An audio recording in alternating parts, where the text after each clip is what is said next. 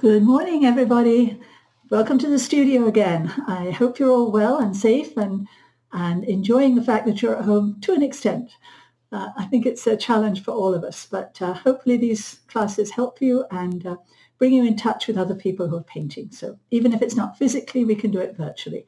So I'm happy to be here, happy for you to be here, and I will offer these classes as long as I can. So I'm going to move over to the table now and we'll talk about what we're going to paint today. And this is our subject for today. We're going to be painting this, this little landscape scene with flowers, the suggestion of flowers from a distance. So the flowers are entirely up to you. You can paint these any color you like. They could be white, they could be pink, they could be purple, they could be yellow, they could be orange as they are in the subject, but that's entirely your choice as we go through the painting. So let's take a look and see what we're going to need for painting this today. So we'll move that to one side. Always tissues. We always need to have tissues handy for lifting and for changing things, maybe for picking up drips or whatever. So I always use tissues very close by. You're going to need your pencil and eraser if you haven't already made the drawing today. I'll go through that just before we start. I'll put that one to one side. Number 10, a number 8, and a number 6 brush. Usually those are the 3 brushes that work pretty well for this size of painting. If you're going to scale up any of these paintings, then remember that you need to scale up your brushes at home. So don't try to paint 9 by 12 with a number 8 brush totally, because you need more water in your brush to be able to spread the paint. So you need larger brushes. So a 12 or a 14 or even a flat brush would be better for larger paintings. So move those out of this way. I'm working on 5 by 7. You can be working on any size you like, but the 5 by 7 is a good size for a color study for a larger painting. And that's really what we're using these for. So sorry, I'm a little croaky this morning because of allergies. Okay, so this is our subject today, and when we talk about composing the subject and drawing the subject, we need to think about a few things. And we need to think about making possibly an idea of a focal point within this subject. And the focal point in this one is going to be the tree right here.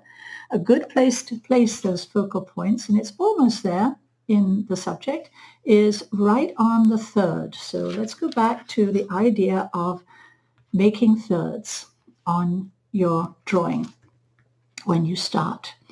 Okay, making the third measurements always helps you to think about where things are placed before you get into trouble and find that you've got a big tree right on the side or you've got something too important right in this corner. You want to be able to read this clearly, and one of the ways to do that is composition. And so here's my tree, a little off the third, but close to the third. A couple of other trees here that will connect with shadows across. The little tree in the background, I think you have this source material, so I made that just a bit smaller back there, so it wouldn't compete with these guys. And that has a nice shadow too. This one here is just a little smaller too, the one on the left, which is kind of a nice little element. In this painting, I just made 2 of them here separately and put those bushes in as bushes instead of trees. That was an artistic choice. And you can make those choices anytime you like because it's your painting and you should be interpreting the subject. It's very easy to paint this absolutely the way it is in the picture, but you don't necessarily want to do that. You want to put a little bit of yourself in it. And for that reason, too, I changed the rock because the rock is stacked right underneath the tree right now. And I felt that it probably would be better if it were on the other side. You can add a little one over here, but I moved the big rock to the other side. So your eye has a reason to come down to this corner of the painting. Okay. The idea of a painting is it's like a story, a visual story, and you want the viewer to be able to read the elements clearly. Sometimes, and most times, in photographs, there are too many things to put in the painting. So we want to simplify it in our painting and make sure it reads very clearly. So there's a lot of stuff going on here that we don't necessarily need to include. But the patches of color are useful because they're the patches of the yellow flowers, orange flowers, whatever you want to do. I think perhaps I'll use yellow flowers in this one just because we can. and colors that we're going to be using today. So I've already made my drawing here, but this gives you an idea. If you haven't made your drawing, you can just quickly put that in. For most watercolor paintings, you just need outlines of the main shapes. Okay, I've got a lot of outlines through here just to give me an idea of where I want to put some of those shapes. And I'll just refer back to the photograph when it comes to painting those. So I know where to put this little wet in wet area, and up here where to go and where to go there. So on my paper here, I have the drawing. It's not very dark because I don't usually like to make it too dark. Then I would be set in stone, and I want to be able to change things a little more easily along the way. Nothing in the sky, but I will be adding some clouds in the sky. This is a nice blue sky, but maybe for the painting, it would benefit from a few clouds. Okay, so those clouds are lifted out with a tissue. So that's the other reason for the tissue. These are lifted out with a damp tissue, or they could be lifted out with a damp brush. It wouldn't really make much difference, providing your brush isn't too wet. Damp tissue is a little safer. So I'll be getting one of those ready in a moment. So let's just make sure we're all ready to go. And let's look at the colors that we're going to be using today. Okay, we're going to be using cobalt or ultramarine if you don't have cobalt. Cobalt's pretty useful for skies. Let's go over to the palette here and you can see what I'm doing over here. Over so you don't get too dizzy there. Okay, this is cobalt. Okay, this is this one right here. I'm going to put it right on top of its name on here so you can see. Cobalt.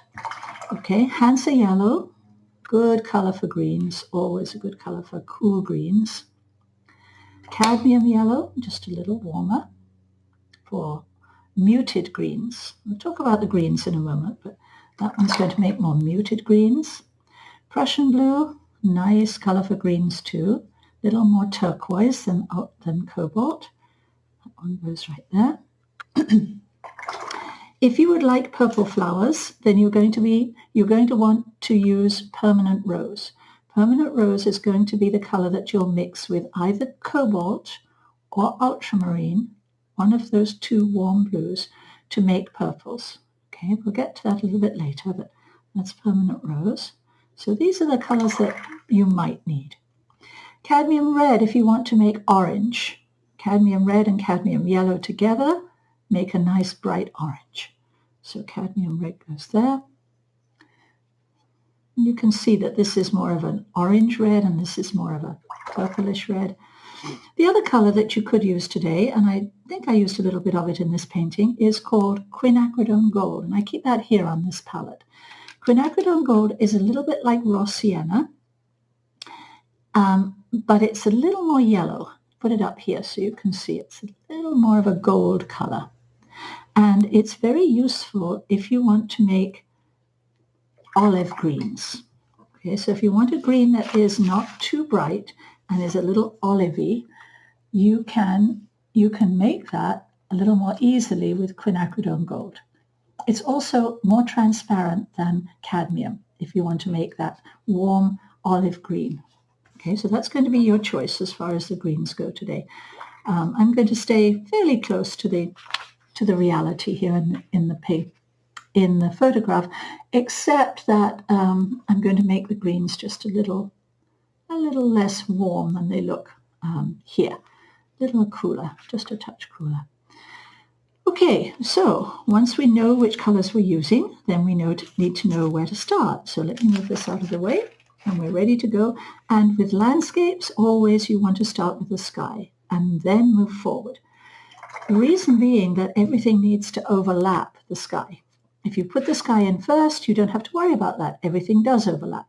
If you work forward and go from large shapes, start with the sky, and then go to the largest shapes, to the middle-sized shapes, to the small shapes, to the detail, you'll be surprised how little detail you actually need in the end, because the shapes are really what takes care of most of the painting.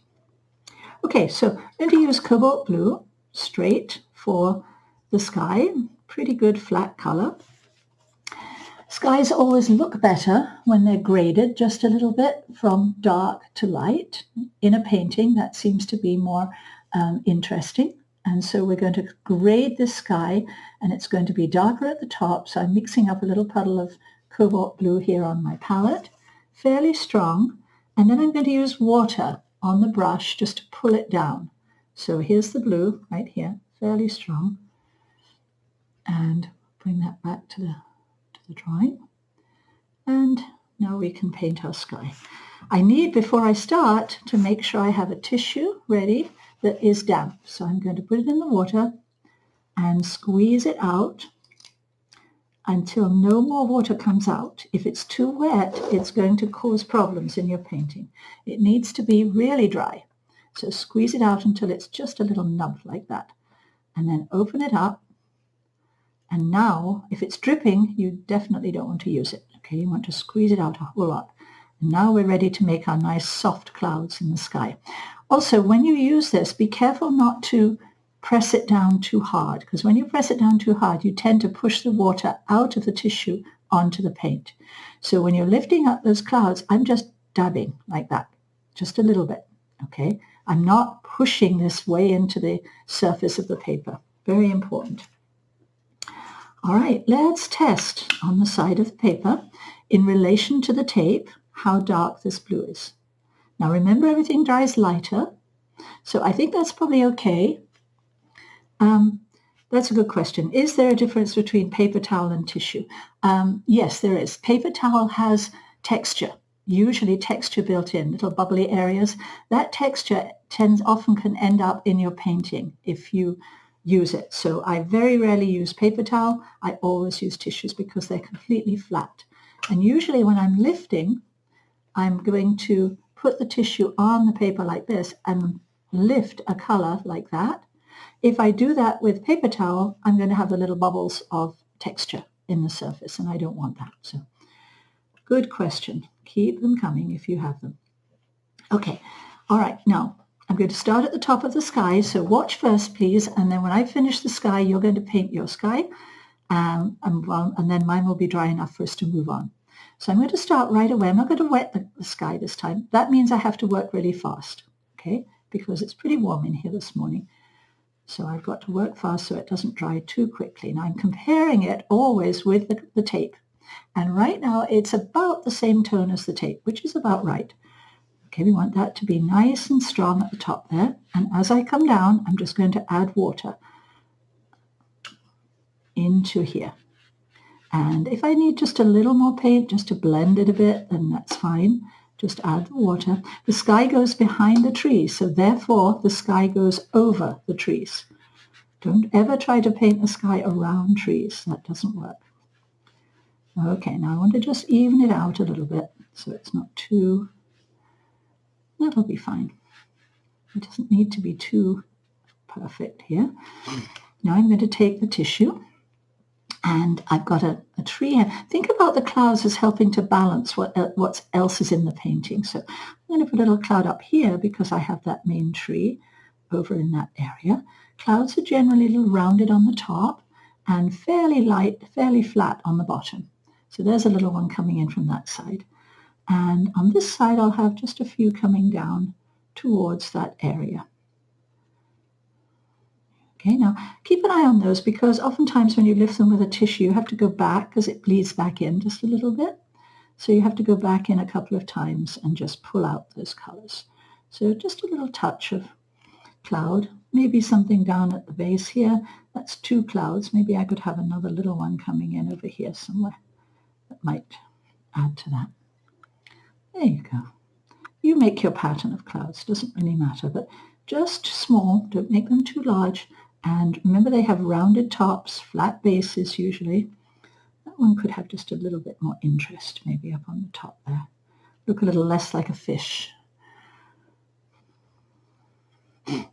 Okay, so now you've got the idea, and now it's your turn to make this happen in your painting. The thing about skies I found is that you should try and make the sky in general finished the first shot.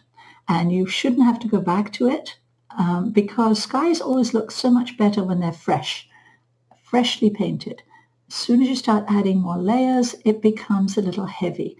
And so I've always had a lot of respect for skies, and I try to just get them in there and get away from them and leave them alone. So that's a good, perhaps, rule for you to follow. Okay, so most of you are there. If you are painting larger at home, it's going to take you longer, so I'm going to move ahead because we need to be able to finish this in time. Better to do the small painting on the screen like this and then go with the larger one when you have more time to deal with it later on. So I'm going to go back to my source material and see what we need to do next. Back to the painting that I did first of all, and we'll take a look at that in relation to the source material. Now, the way that I use the source material for the next part of the painting is to be really aware of the light areas here. These light areas that go through the painting, and they actually are probably flower areas too, or some of them could be flower areas if you wanted them to be. But I turned them into something that's a little bit more like the ground because overall that's what it felt to me. And I thought if I had too many flowers running through here, it would be too busy. And so I'm going to be very careful now when I put these first washes on this ground area, which is what we're going to do next, to really keep the lights as light as this. Okay, so we can use any of the colors that we've got, and I'm going to use a light green for this, and I'm going to use a cool green. So that will be Prussian blue and Hansa yellow. I'll go over to the palette in a minute and we'll check that. What I will do is paint around the rocks because I'd like the rocks to have their own little lights and shadows. But we can paint over the trees because everything in the tree area is going to be darker. These rocks up here are a little darker. You could save a few little light ones if you like. Wouldn't make a whole lot of difference. You can always lift those out later too if you want to. You can see I changed the pattern of the rocks here and added a few more in.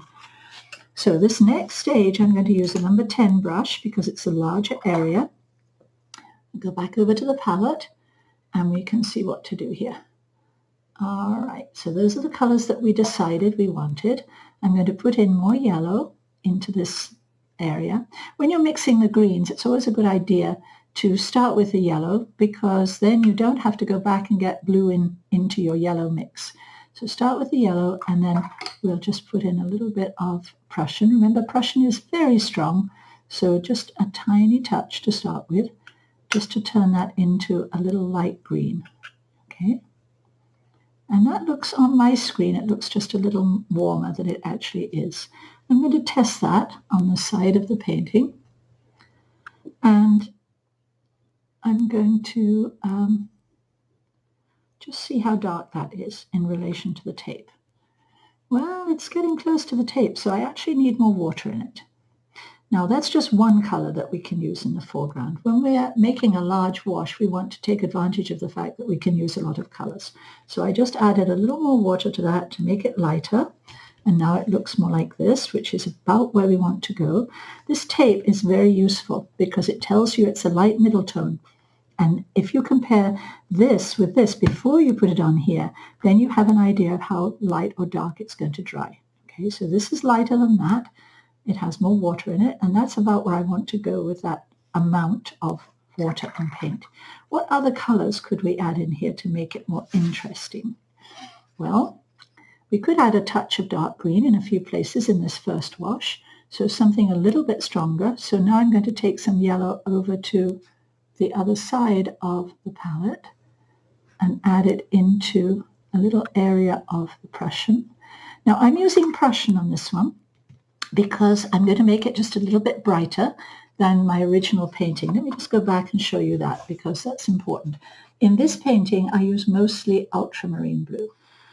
Okay, so in this painting, I used mostly ultramarine, and that made the greens a lot duller, as well as using a little Quinacridone Gold. But if you want a brighter green, and that's what I'm going to do in this one, is make a brighter green, you can use Prussian blue. Okay, you can use either, it doesn't matter. You want to keep it dull, kind of muted, not dull, but muted. Then use ultramarine instead of Prussian for your greens. Okay, this one I'm going to do just a little brighter, just because we can. Okay, so I've got over on the palette again. I'll go back again. I'll move it a little more slowly this time. Maybe it won't do that. Okay, I'm going to add a little more yellow and have a slightly darker green. Now that green's very bright. Okay, if I want it to be a little more muted, I can add in a touch of red. We're not using burnt sienna in this one. We could use it later if we want to, but we don't have to use burnt sienna if you don't want to. So I could add a touch of red in there, and that would mute down that green just a little bit, just dull it down just a wee bit to sit on the ground there and be not too bright. Okay, so this is using the complement to mute the color. So I've got a green here that's just a bit darker. I put it on here, it's just a little bit darker. Gives a tiny bit of contrast. Can you see that? But we don't want to go too dark yet in this first layer. We want to be able to make sure that we don't have any of those darks. And a little Quinacridone Gold maybe too. And we'll probably end up using some burnt sienna ultimately, but let's just use these colors to start with. Okay, now we'll move back to the painting and we'll see what we can do here. Okay. We're going to paint this whole area with the exception of the areas for the flowers. And those are going to be whichever color you would like. And those can go in this first wash, or you can paint around them and put them in the next wash. I'll put just a little touch of those colors in this first wash. I'm going to use yellow, bright yellow for these. That's just straight cadmium yellow. And you can use orange if you want to. You can use yellow. You can use pink. You could leave them white. It's entirely up to you. The pink or the purple will be permanent rose and cobalt together. Okay? So if you want a purplish tone, use permanent rose and cobalt. I'm just going to do a bright yellow on this one, I think. Okay, so we have to have that color ready to go too, so we can just drop a little bit in along the way. And that needs to be a light tone, just like the other light tones right now. Yellows are going to be light anyway, pretty much, but I'll have just a touch more water in there. And this will just give you an idea of where you're going to put those flowers. So looking at the subject, we're going to start with this light green wash. And I'm going to put it pretty much everywhere to start with. And remember, the trees are darker, so anything that's darker is going to be on top of this afterwards. Okay. Now, before we go too much further, I'm going to add in just a little area of yellow back here. I'm putting it into the green back here because it's more muted in the background, much more muted, so it doesn't need to have a sharp edge or be on the white paper there. As we come forward, I'm going to put it on the white paper so it's brighter. Okay, so we have a few little greens in here. A little bit of gold in a couple of places too, just to soften down that green a bit and give it a little interest on the ground. Right now that's all looking very yellow up on my screen, but on my paper it's just a little more green. Everybody's screen is just a bit different, and hopefully this is looking yellow on your screen here. Now this is the big yellow area right here. And we have another little yellow area here that's not quite so large. So I'm just going to drop them. The reason I'm doing this now is so that I get nice soft edges. And I'm trying to connect these little areas together visually like this. The little greens and yellows and goodies, so that they're not too separate. Okay, a little bit more of the gold in a few places just to give a variety on the surface here. This is just the lightest wash. There's a lot of things to think about. So we're not going to add too many colors into this wash until we get a little further on, because it's too much to deal with. Okay, this is really light down here, painting around the rock. And I'm going to add in just a few more of these yellow flowers down here in the ground and on this corner too. And then we'll fill the rest in with that light green. So basically we're just setting the scene for this subject. And we're getting a little nice feel of the flow of the flowers with a light green background, just a few touches of the gold in there. Don't make the gold too strong, okay? As I have it on my palette, it looks like this. It's very pale, right? It's not no darker than that. Everything needs to be really light right now because this is the light area that you're painting, this one here. So it all needs to be very pale right now, okay? All right, your turn. The only thing that you're saving is the rock, and as you go, you're putting in just a suggestion of the colors of the flowers that you're going to be using. Everything else will be painted. And the next stage that we're going to do here is with a slightly smaller brush. This will be a number 8 brush. Now, we're going to look at some of these areas here that are not too dark yet, and we're going to add those in on the surface of this wash. Now, if this wash is not quite dry, it doesn't really matter at this point because we're going to get various edges. We're going to get some sharp edges, some soft edges, and that's okay. And some of them we can wash into. So looking at what we're seeing in the photograph, we're going to add in some of these middle tones, these middle tone green areas. And those greens are going to be just a little darker. They're going to be slightly darker than the tape on the paper, or pretty much the same if you're using the blue tape. Okay, so let's take a look and see what we need to mix to make that happen. So far we're working in light tones. Now we're going to go a little darker. We're going to go to this tone, okay, or just a touch lighter than the blue tape. So on the palette, and controlling your colors and how much water is really important in watercolor. You need to be able to know that right away, and the tape really helps you to think about that, to understand how that works. And that's the only reason I use it. At the end of the painting it gets in the way, but at the beginning it really helps. Okay, so now I'm going to take that green mixture that I had with Prussian blue and add in a little more yellow. Now if you want a yellow that's a bit more muted, a little bit more less bright, then you can use cadmium, and this is what that would look like. I'm going to do that on this side. It's just a little less bright. Might want to have both actually. And if you want a yellow that is just much brighter, then you're going to use Hansa. Okay, so both of those might be a good idea. And fundamentally, I'm going to have a little bit more blue in the mix here. So I'm going to have some of that blue all by itself, much lighter. So let's check those colors on the paper. So what we've got here is the middle tone blues. Let me move that over so you can see.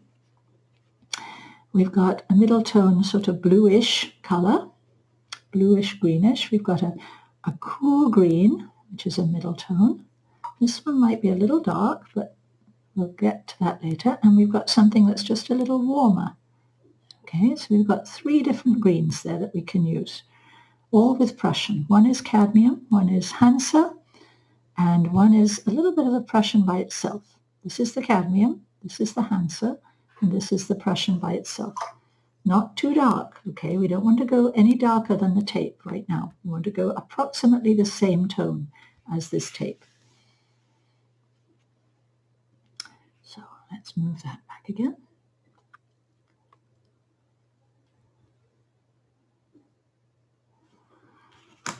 And keep this in mind, keep your subject in mind, because you need to know where to go with these darks. We're not painting the shadows right now. We're not painting this, okay, this shadow. What we are painting is the ground area at the back here. So we'll be painting this little ground area with some interest, and we're painting a little more of the yellow perhaps, but later. We won't do that now. We'll just paint around that right now. We're painting the little ground areas in here. Leave the rocks now. We can go around those. And a little more of the ground in here. A few touches in this area, not much at all. Okay, just a few touches. And we might want to soften some of those edges along the way if your paint has dried. And under here, yes, just a little bit more. And we'll paint more in a vertical way under here to get the feeling of those flowers moving up. Pretty much everything back here will be horizontal or diagonal because we don't see a lot of that vertical movement until we get to about here. Okay, so use your brush in a vertical way here, in a horizontal way there. This could be a little dry brush through here, just suggesting that. And down here, we'll just have a few little suggestions. Leave some of those nice yellows or colors that you've put in, and we'll have just a few suggestions. And here, we want to keep it light. Can you see how there's a light area there that breaks up this area? It's very important to have a nice little light area in the foreground here. That's very important, okay? So don't come all the way through here with the same. There's another little light over there. So we're thinking light and dark. When we paint, that's all we're thinking about generally is light and dark, warm and cool. So right now we're going cool because we're going to use a little green, blue-green. Let me go out a bit so you can see the whole painting, and we'll go from there. All right, so I've got those greens mixed, and I'm going to start with the cool greens back here. Just a little suggestion of those cool greens. Again, I can go through the trees because these trees are going to be darker over the top, so it's okay to paint through them. You want this stuff to go through. There's little rocks on the top they will get to later. I haven't worried about those right now. Just trying to establish some of the feeling of stuff on the ground. And you can use as much dry brush as you like with this because dry brush works really well for this type of texture, ground texture. So you can use your brush to make that happen. Don't get too dark, okay? You can see this is only just a little bit darker, especially in the background here, and especially in this area here. And get a tiny bit dark. Use a little bit of the warmer tone as I come forward. Warm tones tend to advance, and cool tones tend to recede. Now I've got just a little bit of the bluish tone in there, a bit more of the blue in there in a few places, just because we can. So moving it to cool, get something a little bit cooler. Underneath the flowers here, it could be a little cooler. Usually the cooler colors are better in the background, and the warmer colors better in the foreground. So we're just giving a little texture, a little suggestion of stuff. Here it might be an idea just to soften the edge a bit if your paint is not wet. And here on either side of this little yellow area, I'm using the warmer green now, using the cadmium yellow green. You can probably see that on the screen. Just a little bit more of the warmer tone here. As we come forward, we see more warm greens. And this is the one where I really want to go up just a little bit into those flowers. So I'm going to use that vertical movement as well in there to get that feeling of going up and separating. Remember, the bottom has to be loose as well. Can't just be a straight line if you're going up and down like that. And so we get that feeling of separating those flowers out a bit. Touch more cadmium in there. And down here, there's stuff in the ground. It's actually got some brown in it too. We'll add those little touches later.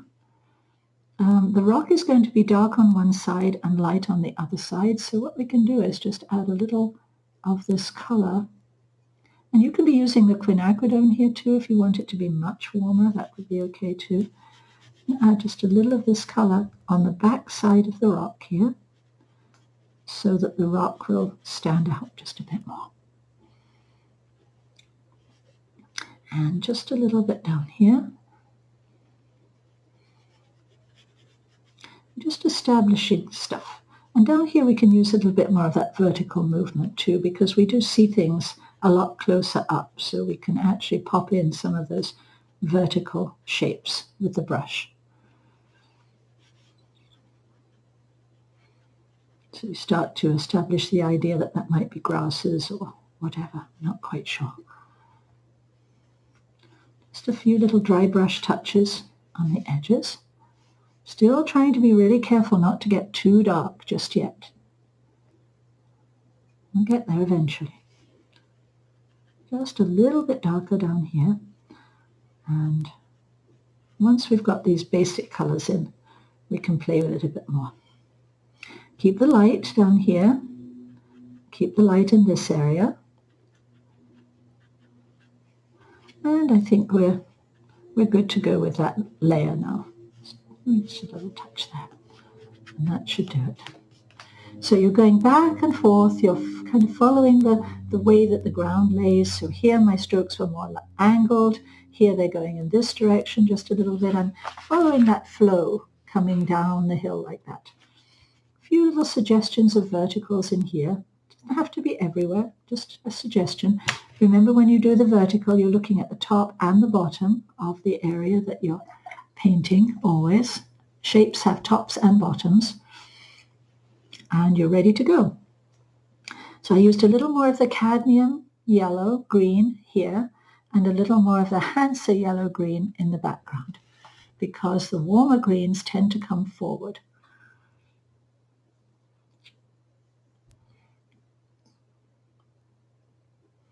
And then we'll need that to dry down a bit before we move on to other parts, or as we move on to other parts. Okay, I'm going to go back to the palette here, and we're going to mix up a color for some of those little background rocks. I'm going to get some of those in. Now we could make a brown with all of our primaries, but it's probably quicker to get there with burnt sienna. So we will use a little burnt sienna in with the cobalt blue that we used for the sky to make a brown tone. Okay, that brown tone is going to be the background tone for the rocks. Okay, the light tone for the rocks. Just add a little bit more blue into it to grey it down a bit. Let's take a look on the palette on the side of the painting and see how dark it is. Go up there. That's about the same tone as this, which is probably going to be okay. But we want a light side on that too. So we'll take a little of that up here and just add some water to it and make that the light side. So this one can be just a touch darker. The dark side can be just a touch darker. So it's a muted brown, kind of along the lines of this. Okay, a muted brown. Don't need to go too dark just yet. And remember that photographs always lie about things like that. The color that you see on the shadow here and here, right, on the rocks, and down here on the rock, is going to be much darker in a photograph than if you were out in the big wide world painting it. And so we always have to make allowances for the fact that this doesn't need to be quite so dark. The shadows underneath the trees don't need to be quite so dark, because in reality they wouldn't be. They'd be more colorful and they'd have a little less tone. And so let's see if we can find some of those rocks now on the top of the painting. They give a little interest to that top edge. And the ones I'm talking about are these guys here. And I didn't draw them in, I just kind of put a few lines in there to suggest what might be. And we'll just put a little tone on those to start with. Just identify them. Make some shapes that you think could be interesting. Come back and put some darks on them in a minute. Just identify a few shapes first. There. Possibly you might want to put a few in here, so you can identify a few down there, maybe a couple, and maybe some coming in here. We just want to know where they are right now. Small. This is the light side of the rock. Okay. And if you think that they're a little too dark, you can blot. And that will take up a little of the other paint and also allow you a little bit of a lighter tone.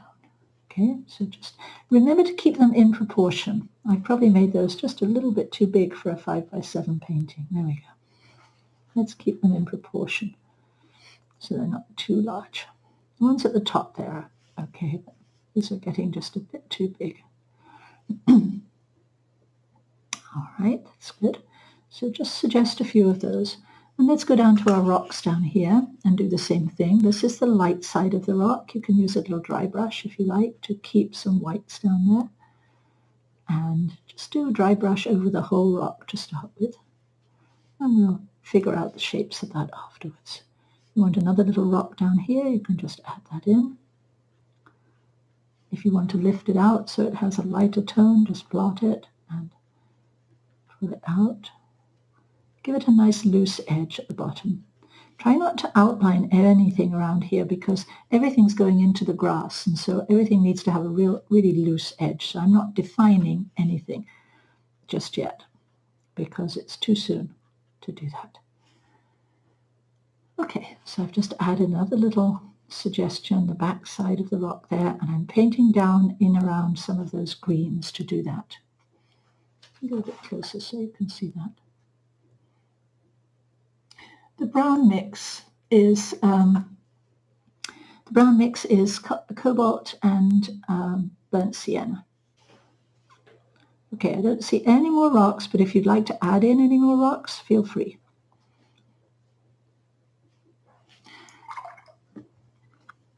I do, however, see a little of this brown mixture in a few places, particularly in the foreground here. So I'm just going to lighten it and touch in just a few little suggestions of a warm tone in here. I see it down here. I see just a little bit down here.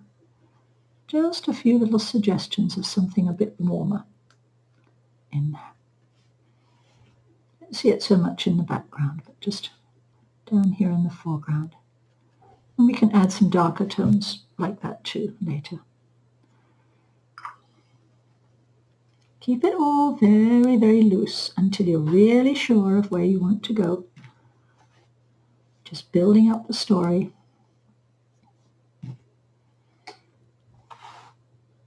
So we're working now towards the darker middle tones, and so now is probably a good idea to start putting in the trees, or at least the lighter side of the trees.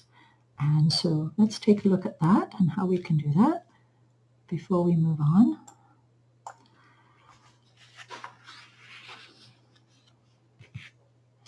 So our tree has a shape here. In fact, there are multiple trees here, but we can turn it into one or more. It doesn't matter. In my painting, I simplified it down to one large tree there and a larger tree to the right. Each part of the tree has a mushroom shape, like this. Okay, that's what we're going to think about when we paint the trees. You always paint foliage first, and we have to have a light source to be able to make that tree look dimensional. We can see the light is coming from this direction from the photograph because the shadows go this way. So this side of the tree, which means that this side of each of the little areas is going to be lighter. This side of the tree is going to be lighter, and this side is going to be lighter, and also over here. So when we're making those shapes for the trees, just be aware that we're going to do light first, and then we'll add the darker onto the back side of those. And they can all be painted wet and wet. That would be fine. But when you're painting trees too, they have to have a nice shape. Okay, they have to have a tree-like shape. They have to be interesting. They don't have to be the same, but they do have to be interesting. So I extended this one out and I made it more open and allowed a few areas for the birds to fly through in all of these so that they would be more interesting. Okay, greens for trees. Let's go back and we'll check and see what we want to do. Now you can use a cool green or you can use a warm green. We talked about initially about that idea of olive green. So I'm going to use a little bit of quinacridone in here. Just use the same mix. It's on your palette. Doesn't matter. You just add to it. At this part of the painting, you don't have to go back and start introducing new colors particularly. You want to just work with what you've got and modify it. So here's a green that I've made with, and this is a middle tone right now. You can see in relation to these greens that we have here, this one is going to be darker. It's not a dark yet. Okay, a dark would be this, the marker pen that I've got. This is going to be a darker middle tone.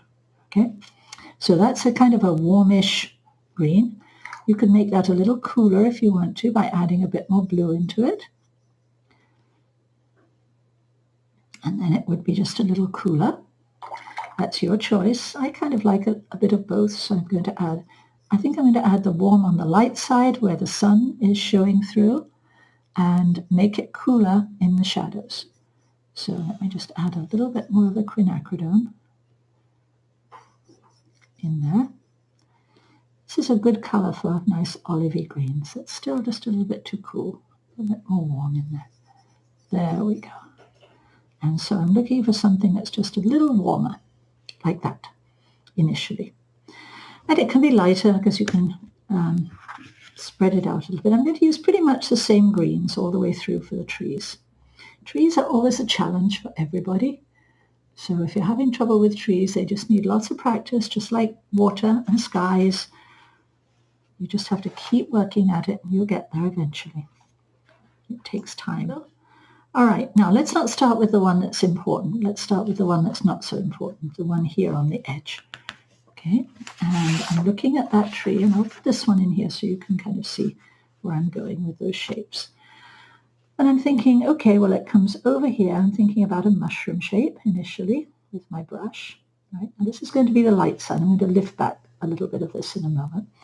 I'm going to run in a few little touches of color, and then I'm going to lift back a little bit of this, and then we'll add the darks in afterwards. Okay, leave some holes for the birds to fly through. That's what I'm doing here, and maybe another little one over there. Think in terms of a silhouette, an interesting silhouette. That feels kind of tree-like. Try not to have the tree finish on either side at the same spot. Try to have a little variation. And before that has a chance to dry, I'm just going to lift out a little of the light side. Okay, this is the easiest way to start. Just a little of the light side on each one. So I'm beginning to get something that feels dimensional without actually worrying too much about painting light, middle tone, and dark. I'll leave it on the left-hand side because it's going to be darker there anyway. And now I'm going to move to the other little tree on the other side that is not as important. Okay, and do the same thing. And this time I'm going to make it a bit more solid. Kind of see what I did in the other painting. Just a little bit more solid. And think about the shape. What sort of shape should it be? Is that a good tree shape? Perhaps it needs to come out a bit more there, a little bit more there. And this one, since I didn't use that much paint, doesn't really need lifting, but I'll just lift a little bit on the edges there. Okay, that's a good foliage shape to start with for this tree. They look very much the same, but this one's going to be different, so that's okay. And it's going to come down into a point. These bushes down here, we can do those while we're here. Now you can see that these are a little warmer. And so I used a little more of the quinacridone, and you can touch in a little burnt sienna in the darks if you want to. You can use the same color for the light side, but the dark side of these is going to be a little bit warmer. So let's just use the brush to make some shapes.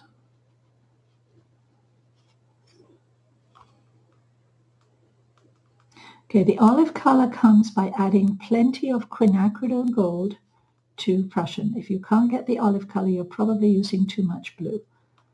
So you just need to back off and use more of the gold. The gold is very transparent, and so it will be overpowered by the blue very easily. Okay, here I don't want to leave too many holes for the birds to fly through. Just a few. But I want to kind of have an idea of a couple of shapes. Later on, you can always add leaves and goodies on the outside edge. You wouldn't see those on these trees because they're too far away, but that's the way to connect and make sure these look more tree-like, is to add a few more leaves. Okay, just suggest right now, just suggest the trees. And fundamentally, that's what we have in this painting. And now I'm going to move to the big one, which is in the center here. And I'm still using the same color paint. It's a little bit lighter now because I've used almost all of it up.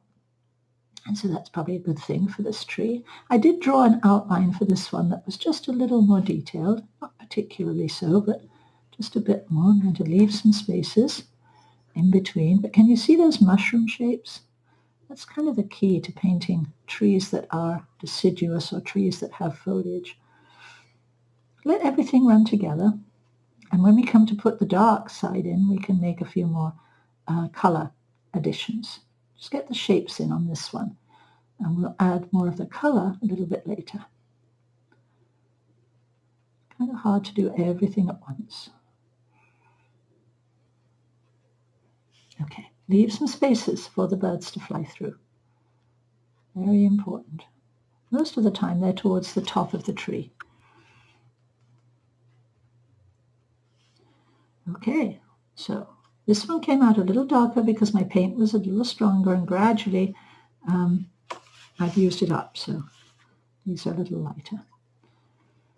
Anywhere along this range of colors is fine right now. It doesn't have to be as dark as this. And if you put those two colors together, I'll just talk a little bit more about colors. If you put Quinacridone Gold on your paper, it's got a little green in it, and you put Prussian blue on your paper, you can see how this one is so much darker, so therefore you must use a lot more of the lighter one to balance it. Okay, this one can overpower that one very, very easily.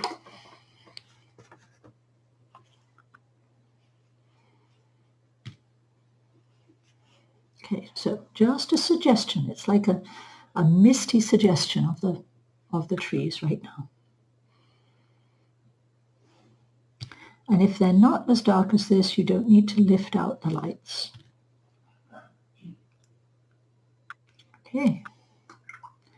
Just as soon as you're finished with those, we're going to make up a brown, a dark brown,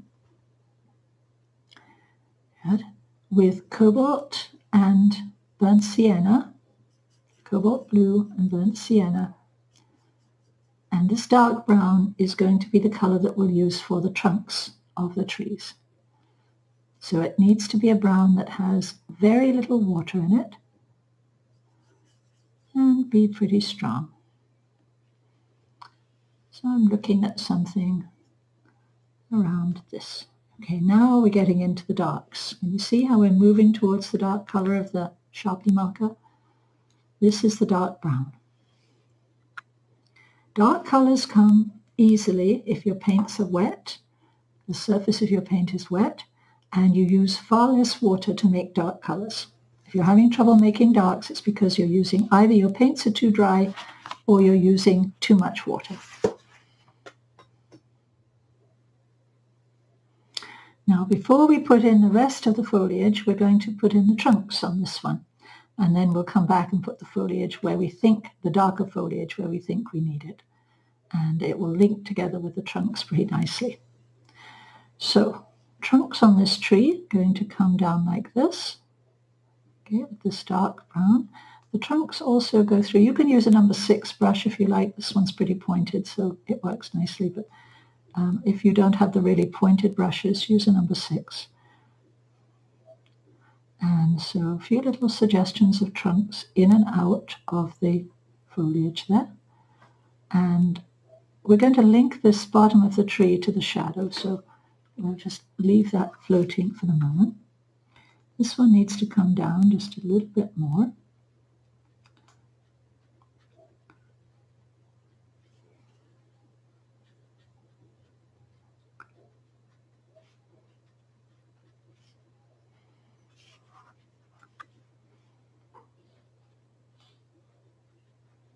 Let's give it enough trunk to support it. And put the little smaller branches in the areas where the birds fly through. That's always a good place to add those branches in.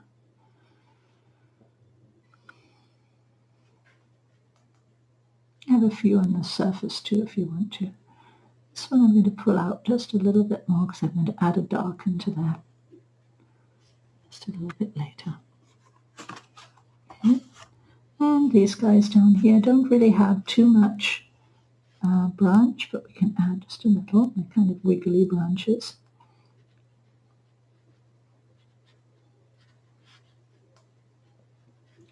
To make these into 2 separate little trees here.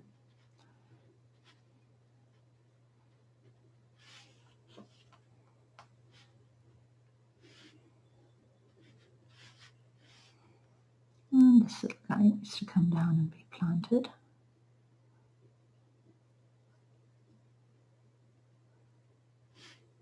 Not too much detail here. You don't need a whole lot.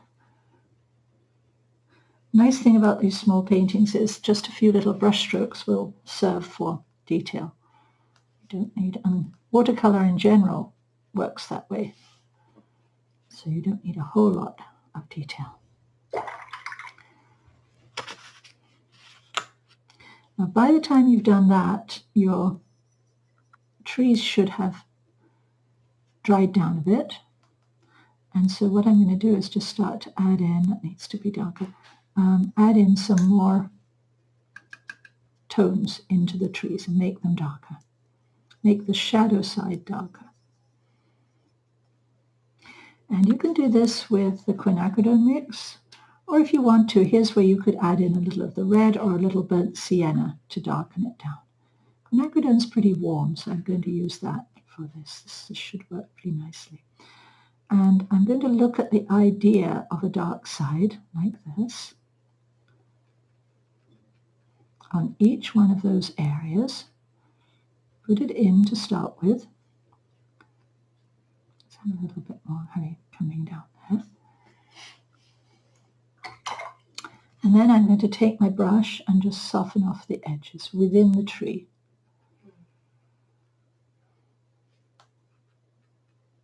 Kind of link some of those darks together within the tree and just soften the edge towards the light side.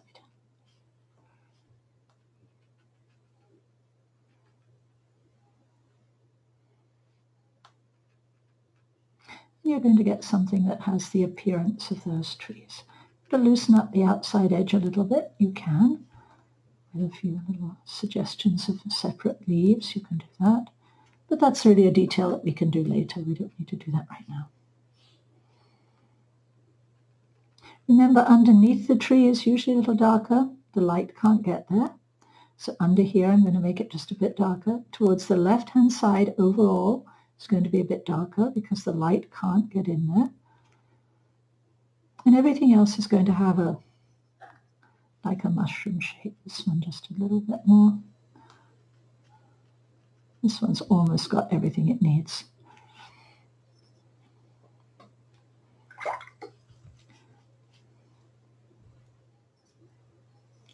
And we'll do that with all of the trees. Just a little bit darker there. There we go. So effectively, by softening the edges, you're making a middle tone. You've done a light, now you're making a middle tone and a dark. So the dark is what you're painting on. Then when you soften the edge a little bit, you get the middle tone in between the two. Okay, so we'll paint that on there and paint it on here, then go back and we'll soften the edges a bit. The dark foliage color is the same color as the light foliage color with more paint and less water and a little bit more of the Quinacridone Gold in relation to the blue.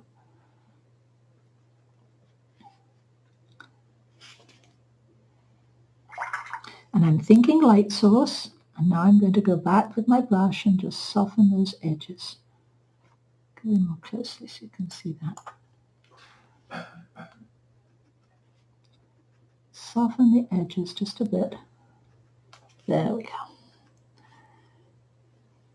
And it's amazing how you can suggest trees without too much difficulty if you think in terms of shapes, like this.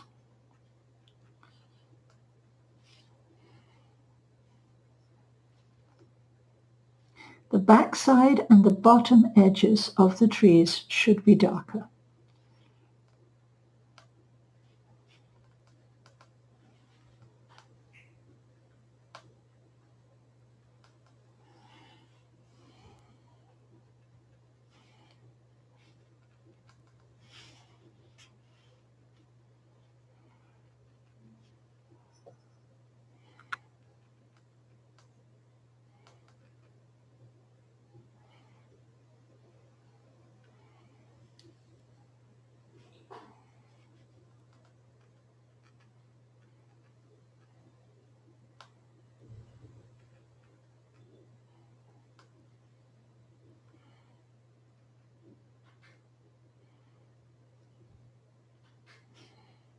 Okay, now go out.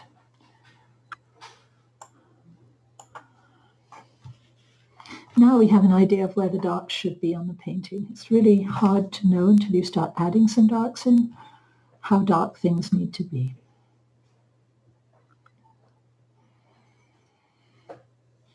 Okay, we can add a few more bushes later if you want to. You could even add some, we'll add some in the foreground and get those working. Okay, time to move on. Time to move on now. This is the hardest part of the painting. So you've done that. You're in good shape when you've got your trees in, because that's the most difficult part of this painting. Everything else now is just touching up edges and adding a few more tones.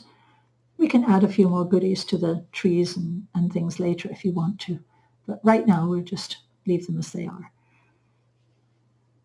Okay, the next stage is to put the shadows in, the shadows of the trees. And the shadows are going to be a darker version of the ground area. Okay, a darker, more muted, slightly more muted version. So I'm going to use Prussian and Hansa yellow and put in just a tiny touch of red into that to mute it down a bit, or a tiny touch of burnt sienna to mute it down a bit. It doesn't really matter, as long as it take away the brightness of that color just a little bit. And I'm going to come up with something along the lines of this. Let me show you that. Down here. This is our shadow color for the trees. Okay, it's a color that has to relate to the ground. So now we look at shapes, because everything we paint is a shape. So now let's go a bit closer and we'll just paint in the shadow of that little tree up on the left. And on the photograph, it goes up in direction because the ground goes up. So we're going to paint this little shadow away from the tree in an area here that goes up. Okay.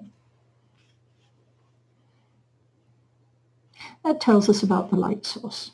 And then we're going to come across and we're going to do exactly the same with all of the other trees. This one actually comes over this way just a little bit. And I'm going to run that off the edge on both sides. This one spreads over because there are other trees outside that we can't see that are making that happen. This one goes pretty straight across up to the rocks. And some of the rocks are in shadow too. So we'll give that one a little shadow shape there. Let's make the shadow shapes interesting. Every shape should be interesting in your painting. Think about the surface of this and make this just a little loose on the edge because the grasses are coming up against it.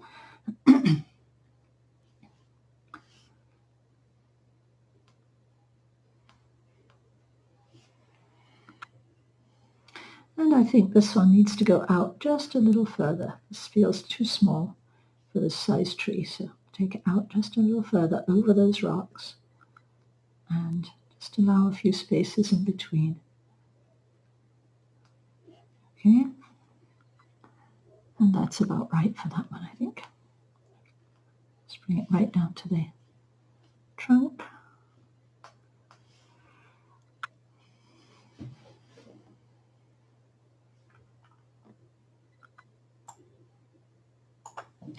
Now our trees seem to be a little bit more grounded.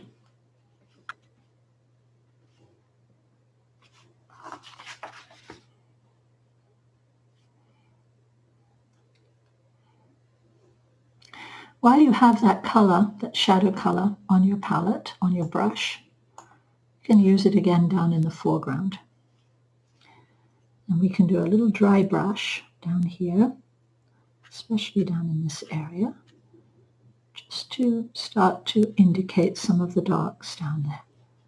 Just a little bit of a dry brush feel right now, just a broken texture feel in that area. Just a tiny bit at the base of these little bushes, little grass things. Try to make it loose. And just a little tiny bit in here too. So we won't go too much further back with that dark.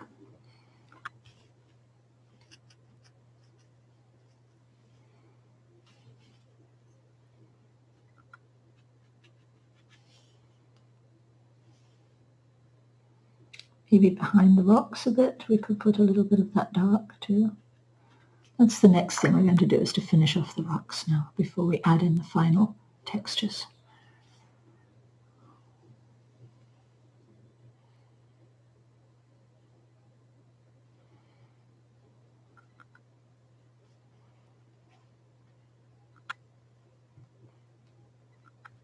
Missed some paper here. Let's cover that with a little green. Okay. So after you've done the shadows, just add a touch of goodies down here, and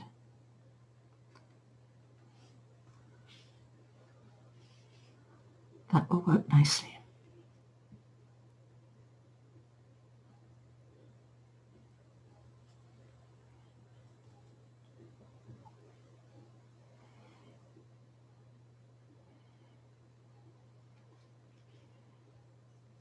And then we'll go back to that dark brown that you had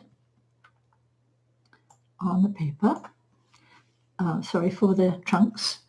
We can use that same dark brown back here on the rocks that we see up there.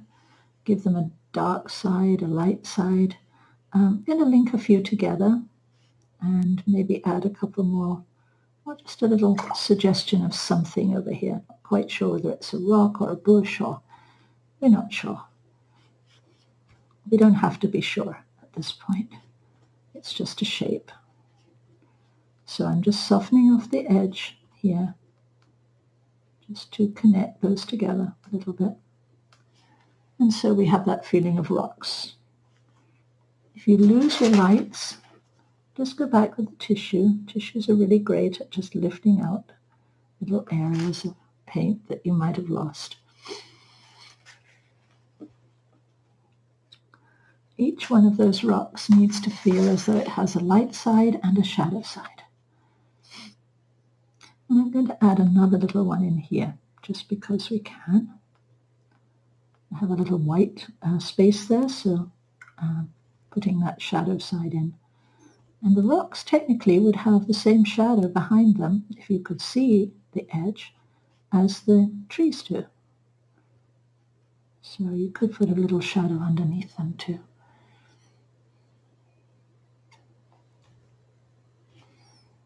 Just be sure you get the dark side in. And with that in mind, we can just keep going down and adding some of those little dark areas into the rocks down here. And you'd be surprised how little information you need here. Just a few touches will say rock pretty nicely and pretty quickly.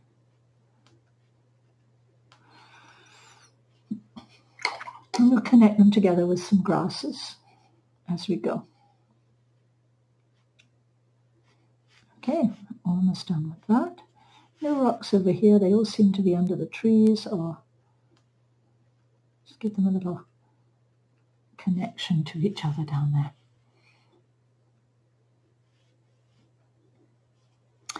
Okay.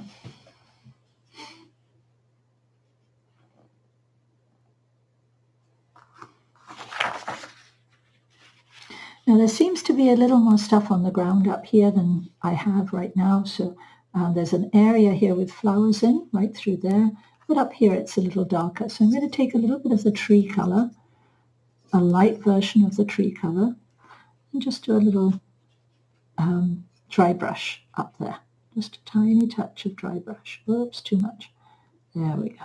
Little suggestions of more stuff on the ground. Something a little warmer, perhaps. You could use the gold. You could even use just a little burnt sienna up there, if it's very, very small amount. Almost seems like it's a brown. So I'll use a little of the brown. We just want to lose that light surface down just a little bit. Let it all run in, and if you get some soft edges, that's okay. We're making stuff on the ground, texture.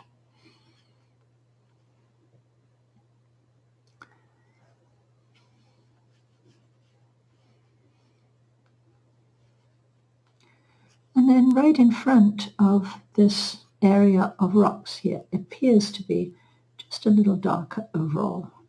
So here's where we can use a little brown and a little of the green that we used for the trees.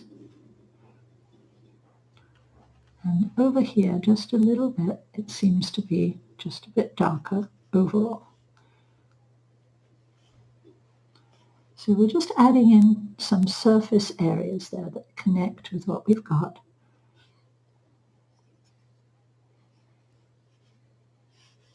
keeping this whole foreground area nice and light.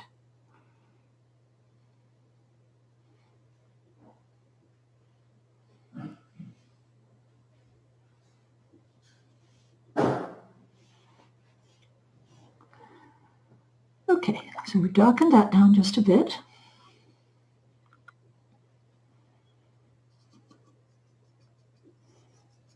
I'm going to come just a wee bit darker here, I think, in this area, just a touch.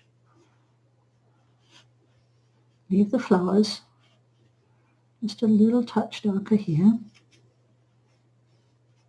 And now we're going to look and see how dark we need to go with some of these other areas. And these are just the cool greens that I'm using right now.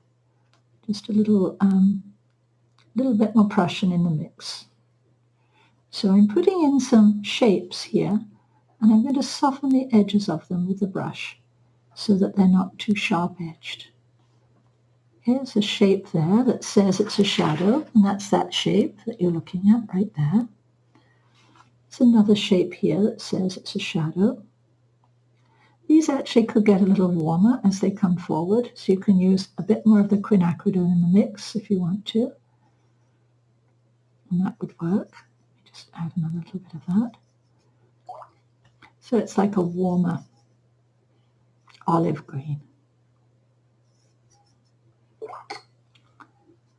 So rather than the blue there, we'll put something just a touch warmer. And it just needs to be a little darker than the area that you've done already. Just a touch. Just a few little touches in here. I'm just using the side of my brush just to touch in a few tones. This is stuff. This is just little bits of stuff that we are adding. Vertical lines, dots, little tiny suggestions, and then rather than have a straight line, we're just going to soften off the edge a little bit, because we're just trying to darken that grass area that we're going to detail in a moment. And down here we can go darker still in this little area.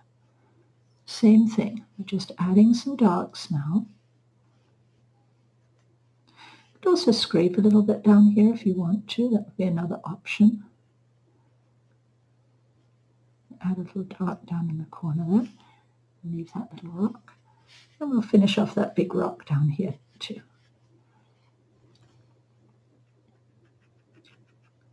Just soften off the edges a bit.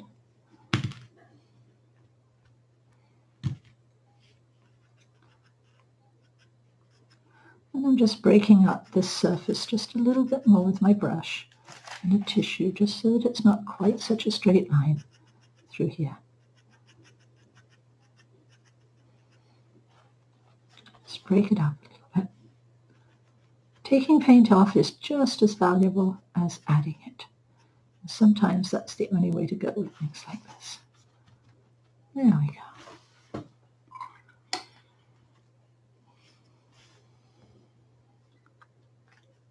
All right, so a little more of that dark brown now, down here in the big rock, down in the foreground. Once you've got just a few of those little areas in, let's just go to the big rock down here, and we'll shape this.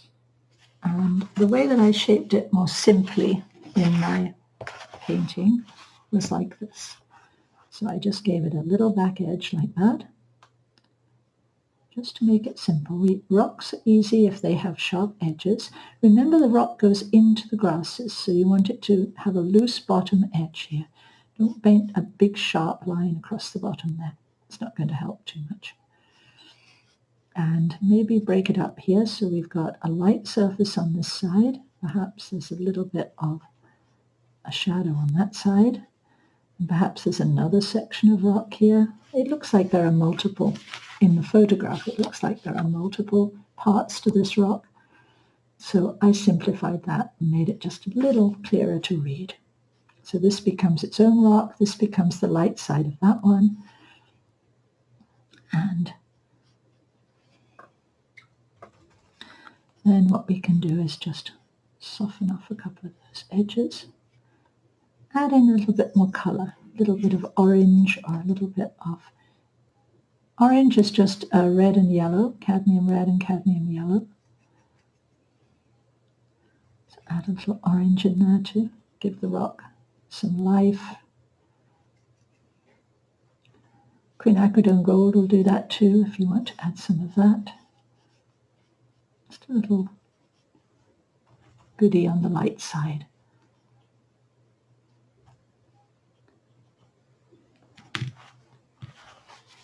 Blotting is always a good idea to soften things up a little bit so they don't feel quite so sharp. You can have a slightly warmer tone here with some more burnt sienna in the back of the rock. Maybe a few cracks that come down into the rock. Perhaps a few edges that are just a little bit softer. Now we have a bunch of rocks that reads like rock.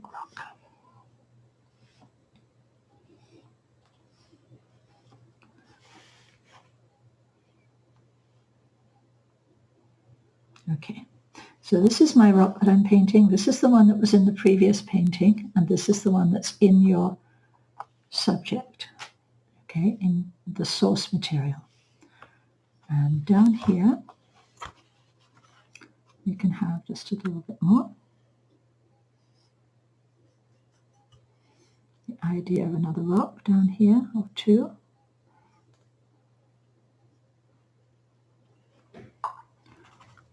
Just a suggestion.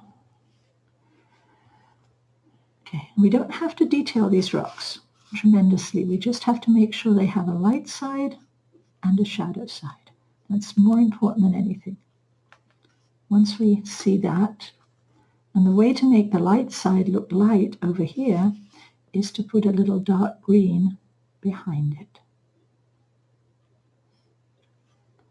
That's called negative painting. And we'll just turn that dark green into some grasses since we've got it there. And we can do that. Just move it up into a little grassy area that defines the outside edge of that rock.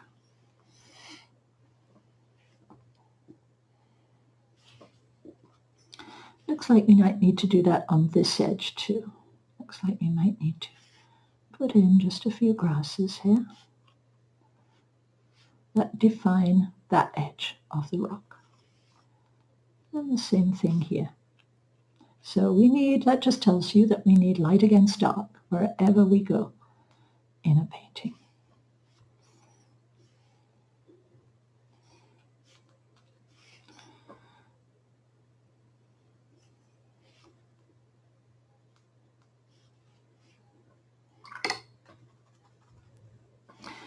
And you can see in my painting down here that I left a few light areas next to the dark parts of the rock, right here and here. And I put in some darks next to the light sides of the rock to make sure that they separate out.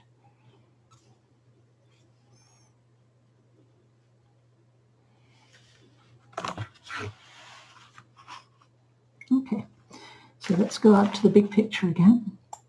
And now what we're going to do, before we finish that off with the grasses in the foreground like this, we're going to establish the colors of those flowers a little more.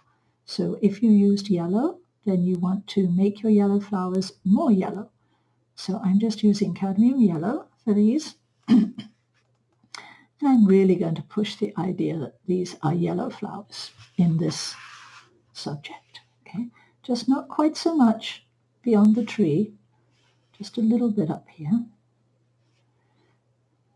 One of the nice things that cadmium yellow and red do is that they sit on top of other colors. And so it's kind of useful. Keep the lines very thin at the back here. Don't make them too deep, because if you do, they'll want to come forward too much. And just keep them nice and loose. Okay, so I'm really accentuating the idea of these colors that are flowing through the landscape here. Just little tiny brush strokes.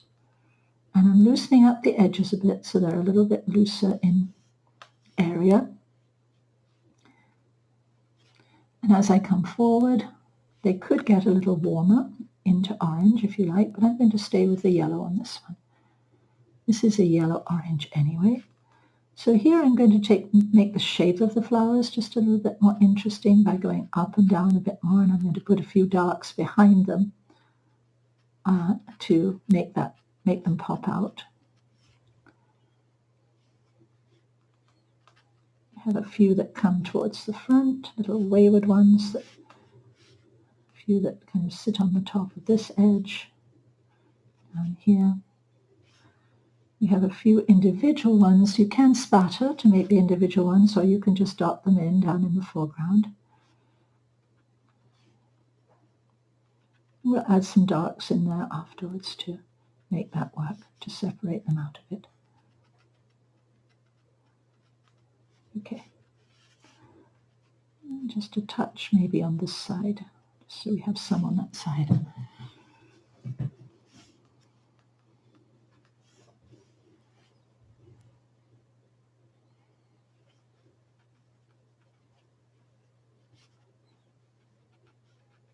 Okay, and now the last little part of this painting is just to add in a lot more texture with some darks by using brush strokes. I'm going to move to a number 6 brush for that.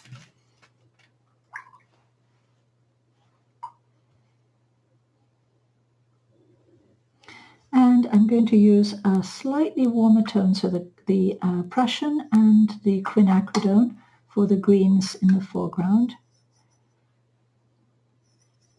A goldish green.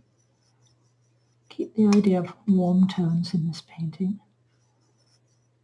Just a little bit more gold in there. And dark, but not too dark. Okay, so it's not black, but it's a darkish tone. So the darkish tone is not as dark as the brown. It's going to be about right there. Okay, for some of these grasses that we're going to put in, they're darker than we have already on the painting, just a little bit lighter than that. There we go, that's about right. And we're going to go back down and accentuate that idea of grasses in the foreground near the rocks. The foreground is where you want most of the interest to be. Can you see there's edges of grasses that go up here in all sorts of different colors. Some of the lighter grasses go up. So as you put in some of these darker ones, you could actually scrape out with the end of your little brush some lighter ones. If the paint is still wet, that would be a possibility. Usually that would work better on a slightly larger painting, but that's something you could do if you make this bigger. And in this one, I just simplified it down to a few suggestions.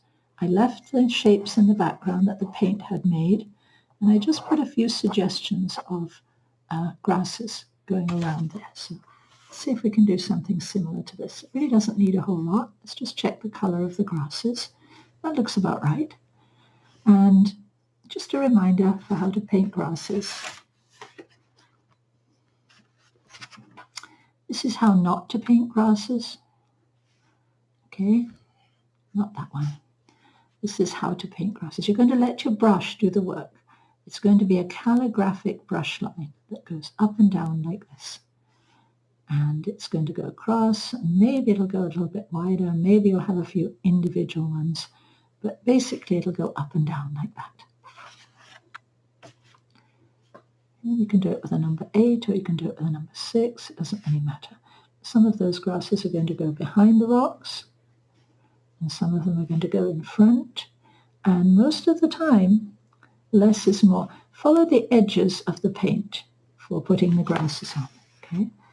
So can you see here in this painting how I followed the edge of the paint and made the grasses go around like that? Then I dotted in a few more flowers in there. So follow the edges of the paint and just use what's there, because it'll be more interesting if you do that. Just a few grasses around the rocks would be good. Don't need too much detail in the foreground here. But if you want to do some slightly lighter grasses, you can do that. Same thing with the Prussian and Hansa. You can have a few brighter grasses in there if you want to. That would be that sort of colour. And these would be in there. You can also have a little bit more paint in here if you want to just add in a touch more of a feel of shape or a little bit more color in there, just with the side of the brush. Just add that in. Okay. Up here, same idea. We're going to put in just a few. Now, grasses get smaller as they go further away, so you're not going to want to do them too large, and you're going to want to keep them separate so that they kind of go in and out of that shape that you painted already. You really don't want a straight line here. You have to go in and out of the flowers.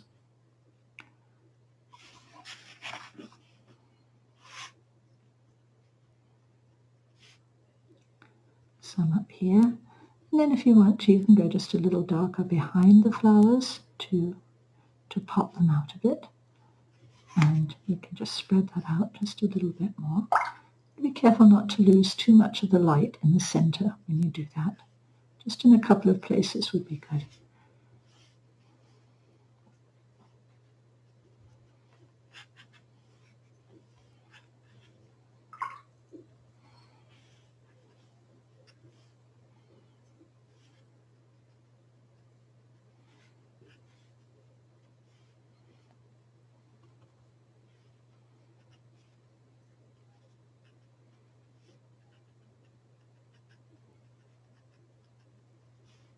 A few little suggestions of textural marks.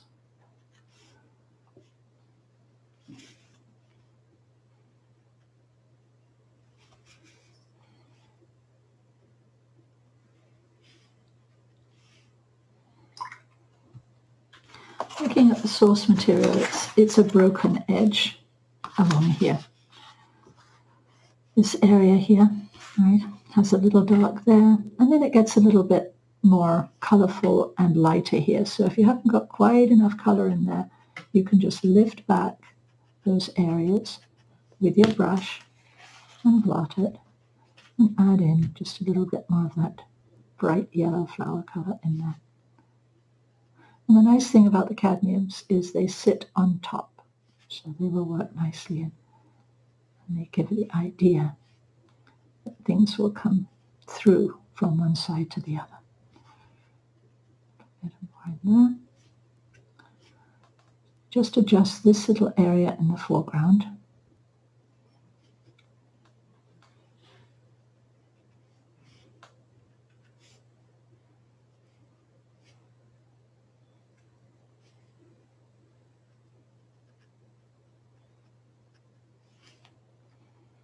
We'll put just a few little darks in the center there to break that up a little bit. While it's still wet. And that should take care of that.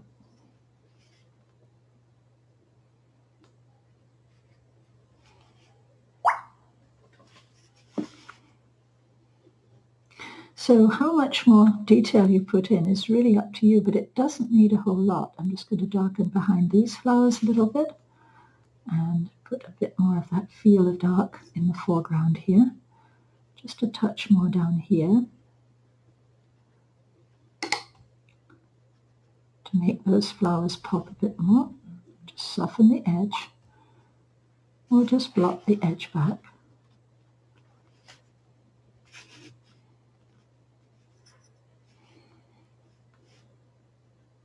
Need a whole lot of detail. Not that necessary.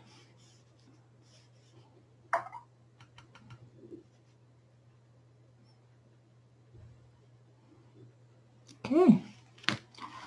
Now we're at the point where we can pretty much take off the tape and see how the painting looks.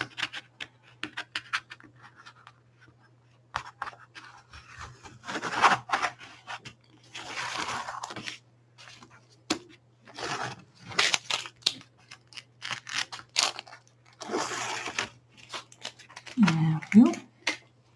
Well, this looks much better after you take off the tape.